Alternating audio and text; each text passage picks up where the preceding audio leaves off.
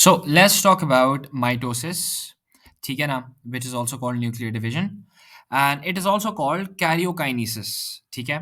So it is the cell division जो कि आपके somatic cells में होती है.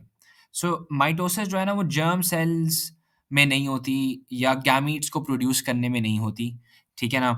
And the growth of the individual occurs as the result of mitosis, ठीक है. The cell maintains the diploid number of chromosomes, मतलब आपके पास दो sets of chromosomes रहते हैं, and it has the prophase, metaphase, anaphase and telophase. So what causes mitosis is the spindle apparatus, which consists of microtubules, condensed chromosomes, and any centrosomes or asters that may be present at the spindle poles depending on the cell type, right? So basically centrosomes या asters ऐसे छोटे छोटे structures होते हैं जो कि depending on the cell type present होते हैं, and they aid the spindle fibers in attaching to the chromosome and pulling them away, ठीक है ना. So it appears during the cell division for the alignment of chromosomes. So let's take a look at what happens in mitosis. आपकी chromosomes condense हो जाते हैं and they become visible. अब जब वो visible होते हैं तो आपके nuclear envelope का breakdown भी होता है and centrosomes start moving towards the opposite poles of the cell. Then you have the metaphase जहाँ पे आपके kinetochores आपके centromeres पे chromosomes के centromeres पे appear हो जाते हैं.